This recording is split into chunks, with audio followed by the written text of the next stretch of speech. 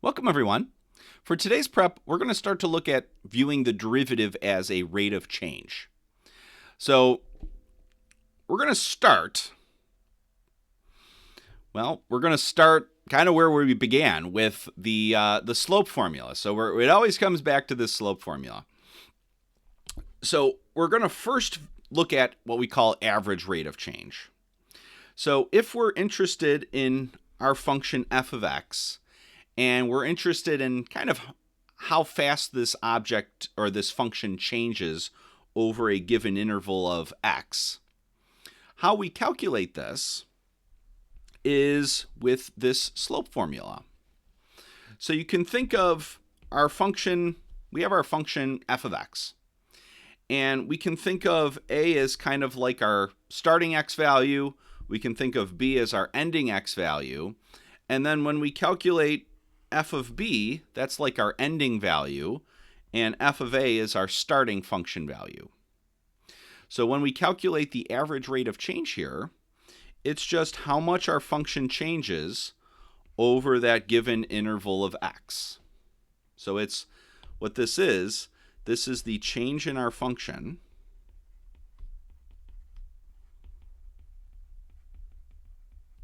over the change in x.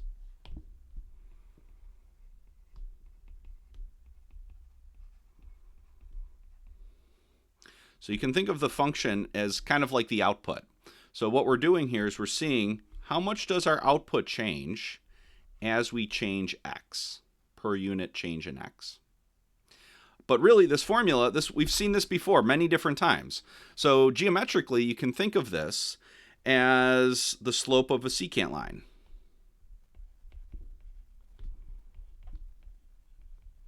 So point P would have coordinates a comma f of a. So this would be kind of like our starting point. And then point Q is like our ending point, which would have coordinates b comma f of b.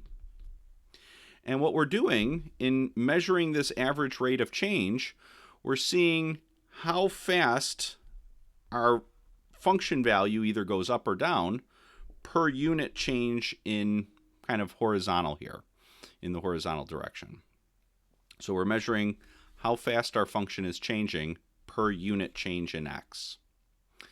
All right, so, but really this is just the slope of the secant line, regular slope connecting 2 points. So let's try an example. We're going to calculate the average rate of change for the function x squared over a few different time intervals. Or x intervals. So let's start with this x interval from 1 to 2. So the average rate of change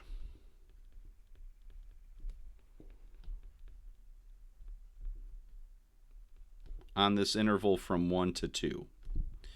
Well, let's write down the formula. So it's going to be our function value at 2 minus our function value at 1. So it's the change in our output here, the change in our function value, divided by the change in x. And so if we plug in, let's plug 2 in. We get 2 squared. Plug 1 in to our function. And again, we're going to the function x squared here. So we get 1 squared. And then over 2 minus 1. And this just ends up being 4 minus 1 over 1, which is 3. Now, we will have occasion to kind of keep track of units here if units are specified. So you can think of this. No units are really specified here, but what they would be, so the units in this case, our function is moving up 3 units.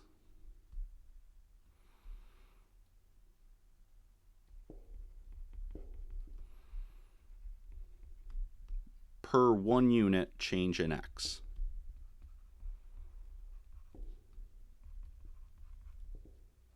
So normally we would have kind of a unit specified for our function, and then we'd have a unit specified for x.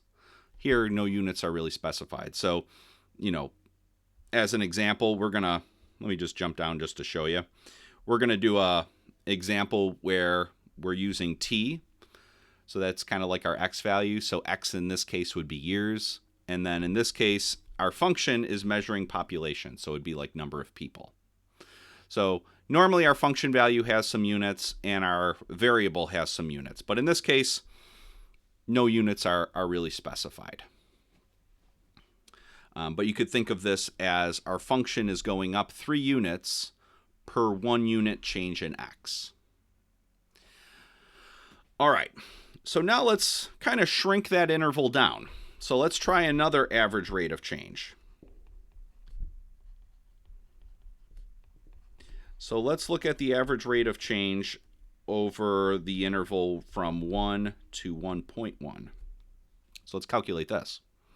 So first of all, the formula would be f of 1.1, so our ending function value minus our starting function value divided by 1.1 minus 1, so our ending x value minus our starting x value. Evaluate this.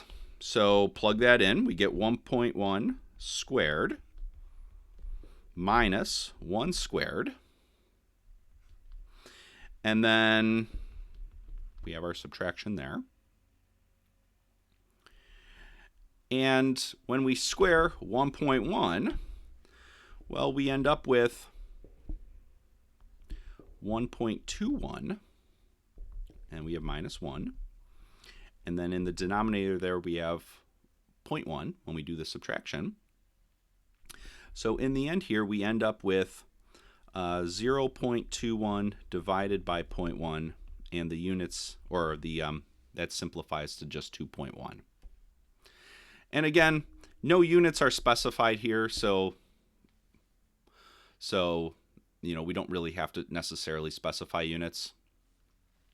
But technically, this 2.1 is telling us our function value is going up 2.1 units for every 1 unit change in x.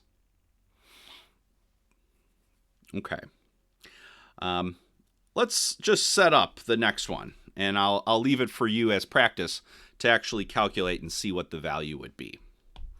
So for this last one, if we wanted the average rate of change over this smaller, shorter x interval,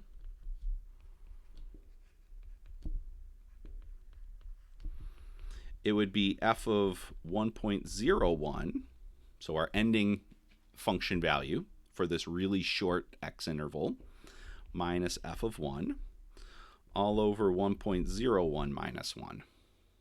And then you would just plug these into your function and see with what you get. Now the idea is, as we shrink this x interval down so that it gets shorter and shorter, what happens is these average rates of change, as we do the limit, as this ending x value gets closer to 1, what we end up doing is calculating really what the instantaneous rate of our function is. So the instantaneous rate of change for our function is actually the derivative. So our derivative f prime of a is telling us how fast our function is changing directly at that x equals a value. And again, you can think of this as, if we remember the limit definition of the derivative is the limit as h goes to 0 of f of a plus h minus f of a all over h. This is just the average velocity, or not it. Well, it is the average velocity, but we'll get to that later. This is our average rate of change.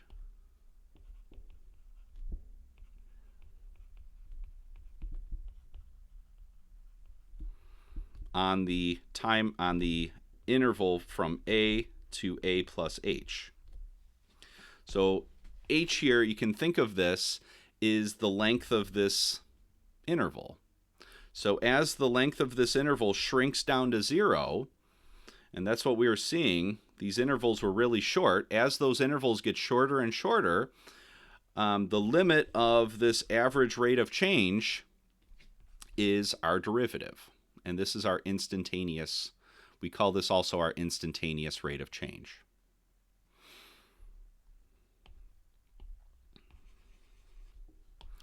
So the length of our x interval goes to 0.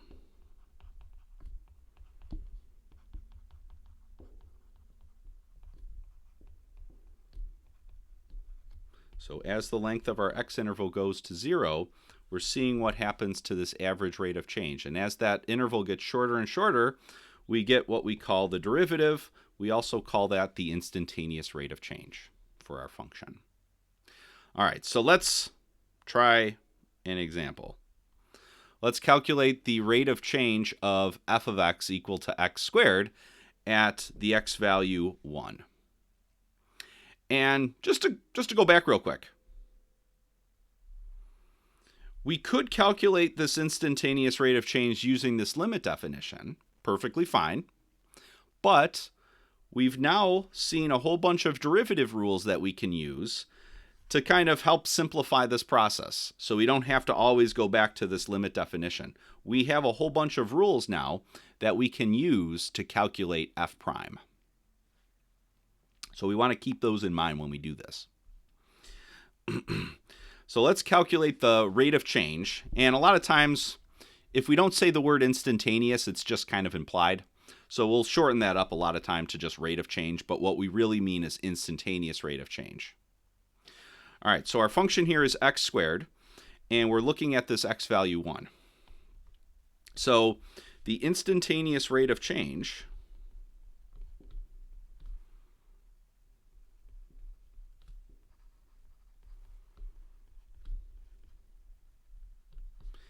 formula for that is given by the derivative. Well, we know how to calculate the derivative of this with our power rule. So this is just 2x. So this function 2x is describing how fast the function x squared is changing at any given x value. So for our case, we want to know at this one particular x value. So our rate of change at x equals 1 is just our derivative value with 1 plugged in. So we're going to evaluate, and we get 2. So what this is telling us is function f is increasing 2 units for every 1 unit change in x. So again, no units are specified here, so it's perfectly fine to just kind of leave off the units. But technically,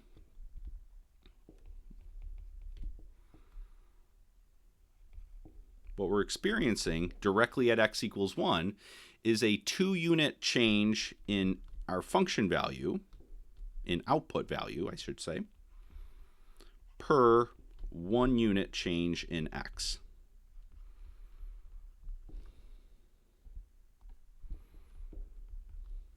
So what this 2 is telling us is that this function x squared at x equals 1, our function value is increasing 2 units for every 1 unit change in x.